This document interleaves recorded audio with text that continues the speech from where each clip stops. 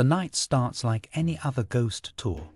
Fog curling along cobbled streets, lantern light flickering against ancient stone walls. Your guide, a lively storyteller with a knack for eerie detail, leads you deep into the oldest part of town. Then, just as he gestures toward a crumbling archway and mentions those who never left, he's gone. No sound, no warning, just silence. Now, you're alone, except for the cold breath on your neck and the whispers that weren't there before. Today we will talk about a ghost tour guide vanishes during your tour, leaving you alone with the spirits.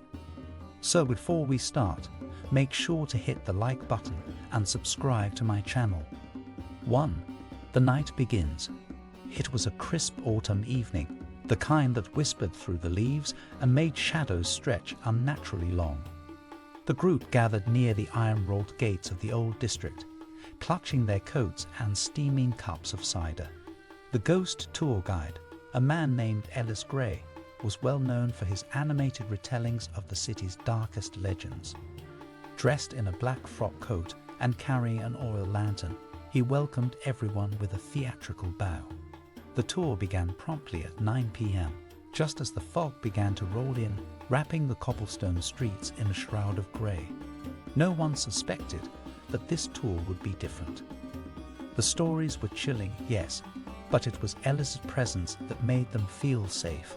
His voice carried authority and charm. Little did the group know that the veil between the living and the dead was growing thinner with every step. 2. Strange atmosphere.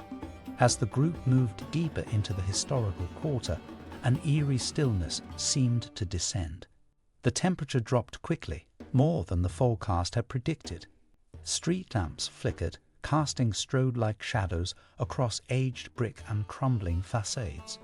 One woman commented on a sudden scent, like sulfur or burnt matches, lingering in the air. Another felt a sharp tug at her coat, though no one was behind her. Ellis, seemingly unfazed, continued weaving tales about Victorian-era hauntings and the fire that once devastated the area. But some noticed how he occasionally glanced over his shoulder, pausing mid-sentence to scan the darkened windows above. His usually steady hand trembled as he held the lantern. A child asked him why he kept looking behind. He just smiled, but it didn't reach his eyes. Something unseen was accompanying the group. And whatever it was, Ellis appeared to sense it long before the rest of them did. 3. The vanishing. It happened outside the ruins of Street Elora's chapel.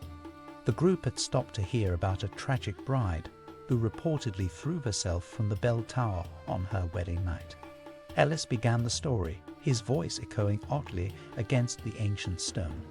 Halfway through, his lantern flickered violently. Then it went out. For a moment, darkness swallowed the group. A few phones came out, casting narrow beams of light. But Ellis was gone. No footsteps, no goodbye. Nothing but the cold wind and the silence of the chapel ruins. Panic rippled through the group. They searched the immediate area, calling his name, thinking he'd maybe stepped away for dramatic effect. But his voice never answered. Only one woman thought she heard a whisper from inside the chapel walls, her own name being spoken. The guide had vanished completely, as if pulled between worlds, leaving them standing alone in one of the city's most haunted places. 4. Growing unease. Left without their guide, the group debated what to do. A few suggested returning the way they came, but the twisting alleys and fog made every direction look unfamiliar.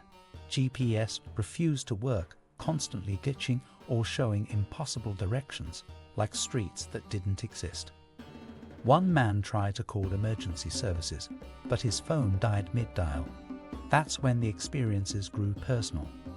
One tourist saw a pale woman in a window, though the building had been condemned for decades. A teenager began crying uncontrollably, claiming something was whispering to him in an unfamiliar language. Another swore he felt a hand rest gently on his shoulder when no one was behind him. The air felt thicker, the quiet more oppressive. They were no longer just tourists on a ghost tour. They were part of the legend now. Whatever had taken Ellis hadn't left. It lingered, watching, choosing, and the night was far from over. 5. The spirits stir. The tour group finally agreed to keep moving, hoping the familiar streets would guide them back. But as they wandered, they realized they were being herded, not by their own choices, but by something unseen. A street would suddenly dead end where it hadn't before. Doors they tried to open were locked tight, while others creaked open slowly on their own. A chill voice echoed faintly through the air. Multiple voices, actually, layered on top of each other. Murmurs of names, events, regrets. One elderly man collapsed after seeing his deceased brother standing in a narrow alley, eyes hollow and beckoning. Shadows began to crawl along the brick walls, not cast by light, but seemingly alive themselves. These weren't just residual hauntings. They were intelligent. The spirits were aware of the group, interacting with them, pulling memories and fears from their minds. With each step, it felt less like a tour and more like a spiritual test. 6. Secrets of the chapel. They eventually circled back to Street Elora's chapel, though no one had intended to return. It loomed ahead, darker than before, as if it had absorbed the very light around it. The chapel door, once locked for decades, now stood ajar. A few brave members of the group stepped inside. The air was thick with dust and incense. Moonlight filtered through stained glass windows that no longer existed, casting impossible colors on the floor. Inside, old pews sat warped and charred, and the altar bore a single flickering candle, one no one had lit.